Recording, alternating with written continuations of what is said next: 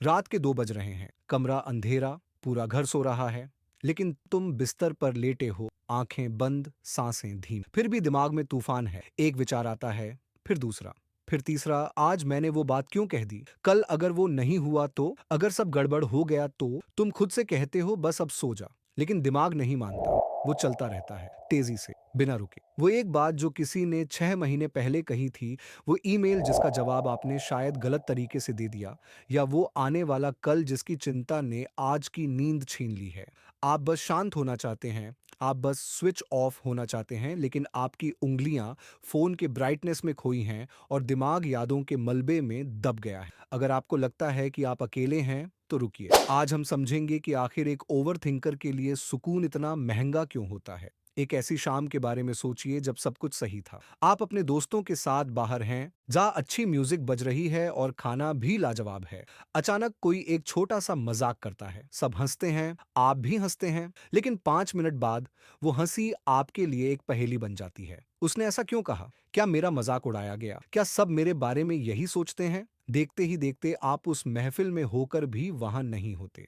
आप अपने दिमाग के उस अंधेरे कमरे में वापस चले जाते हैं, जहां हर शब्द का पोस्टमार्टम किया जाता है। एक ओवरथिंकर के लिए आराम करना सिर्फ सोफे पर बैठना नहीं है, बल्कि एक ऐसे युद्ध को रोकना है जो कभी शुरू ही नहीं हुआ था। मनोविज्ञान की भाषा में इसे एनालिसिस पैरालिसिस कहते हैं, लेकिन इसे हम थोड़ा आसान समझते हैं। आपका दिमाग एक ऐसी सुपर कंप्यूटर की तरह काम कर रहा है, जिसे एक छोटी सी फाइल को स्कैन करने के लिए लगाया गया था, लेकिन अब वो पूरे इंटरनेट को ही हैक करने पर उतारू है। जब आप रिलैक्स करने की कोशिश करते हैं, हम तो आपका दिमाग उसे एक खतरा समझता है। उसे लगता है कि अगर उसने सोचना बंद कर दिया तो कुछ बहुत बुरा हो जाएगा, जैसे कि सोचना ही आपकी सुरक्षा कवच है। आप रिलैक्स इसलिए नहीं कर पाते क्योंकि आपके अंदर का पहरेदार डरा हुआ है कि अगर उसने पलक झपकाई तो जिंदगी की नाव डूब जाएगी। जरा सोचिए, आखिरी बार कब आपने कुछ किया था बिना ये सोचे कि उसका नतीजा क्या होगा? ओवरथिंकिंग असल में भविष्य को कंट्रोल करने की एक नाकाम कोशिश है।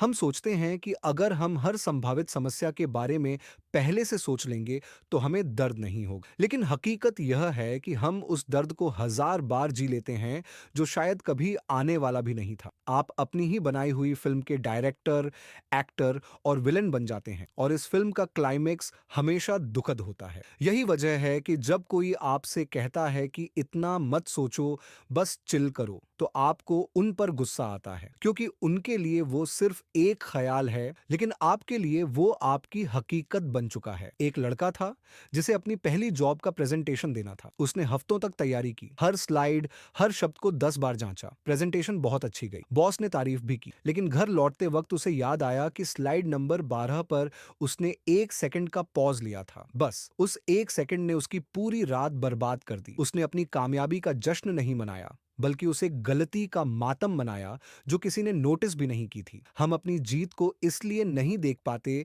क्योंकि हमारी नजरें हमेशा उन दरारों को ढूंढने में लगी रहती हैं जिन्हें हम भर नहीं सकते। क्या आपको भी ऐसा लगता है कि आप अपनी ही खुशियों के दुश्मन बन गए हैं? यहाँ एक कड़वा सच है जिसे हमें स्वीकार करना होगा। ओवरथिंकिंग अक्सर उन लोगों को होती है जो बहुत ज्यादा परवाह करते हैं। आप इसलिए नहीं सोचते क्योंकि आप कमजोर हैं, बल्कि इसलिए सोचते हैं क्योंकि आप चीजों को सही करना चाहते हैं। आप गहराई से महसूस करते हैं, लेकिन दिक्कत तब आती है जब यह गहराई आपको डुबोने लगती है। रिलैक्स न कर पाने का सबसे बड़ा कारण यह है कि हम होने से ज्यादा करने में यकीन रखते हैं। हमें लगता है कि अगर हम काली बैठे हैं तो हम समय बर्बाद कर रहे हैं। हम शांति को आलस समझ लेते हैं और बेचैनी को उत्पादकता। लेकिन एक मोड ऐसा आता है जहां आपको समझ आता है कि आप जिस पहाड़ को उठाने की कोशिश कर रहे थे, वो असल में सिर्फ एक छोटा सा पत्थर था जिसे आपने अपनी आंखों के बहुत करीब पकड़ रखा था। एक गहरी सांस लीजिए अभी। क्या आपको महसूस हुआ कि हवा आपके फेफड़ों में कैसे गई? उस एक पल के लिए कोई बीता हुआ कल नहीं था और कोई आने वाला कल नहीं था, सिर्फ आप थे। यही वो चाबी है जिसे हम अक्सर खो देते हैं। सुकून बाहर की खामोशी में नहीं, बल्कि इस बात को मानने में है कि हम हर चीज को कंट्रोल नहीं कर सकते। और यकीन मानिए, दुनिया तब भी चलती रहेगी जब आप सो रहे होंगे। इस उलझन से निकलने का रास्ता कोई जादुई बटन नहीं है, यह एक प्रैक्टिस है। ये खुद को बार बार यह याद दिलाने की हिम्मत है कि मैं अपने ख्यालों से कहीं ज्यादा बड़ा हूं। जब अगली बार आपका दिमाग आपको डराने लगे तो उससे लड़िए मत, बस उसे एक बच्चे की तरह देखिए जो अंधेरे से डरकर शोर मचा रहा है। उसे कहिए कि मैंने तुम्हें सुन लिया, लेकिन अभी हमें आराम करना है। खुद के प्रति थोड़ा दयालु बनिए। आप एक इंसान हैं, कोई एल्गोरिदम नहीं जिसे हर बार सही नतीजा देना ही होगा। शांति का मतलब विचारों का गायब होना नहीं है, शांति का मतलब उन विचारों के बीच में खड़े होकर भी यह जान लेना है कि आप सुरक्षित हैं। आज की रात जब आप बिस्तर पर जाएं तो अपने दिमाग के उस शोर मचाने वाले पहरेदार को छुट्टी दे दीजिए। उसे बताइए कि आज की रात दुनिया खुद अपना ख्याल रख ले। आपको बस अपनी सांसों की लय को महसूस करना है और उस नींद को गले लगाना है जिसका हक आपसे किसी ने नहीं छीना, सिवाय आपके अपने डरों के। सो जाइए, क्योंकि कल की जंग लड़ने के लिए आज की हार मान लेना जरूरी है, और कभी कभी हार मान लेना ही सबसे बड़ी जीत होती है। तो मिलते हैं अगली कहानी में, तब तक आप वीडियो को लाइक करें, ब्रेन ड्रिफ्ट जॉन चैनल को सब्सक्राइब करें। धन्यवाद।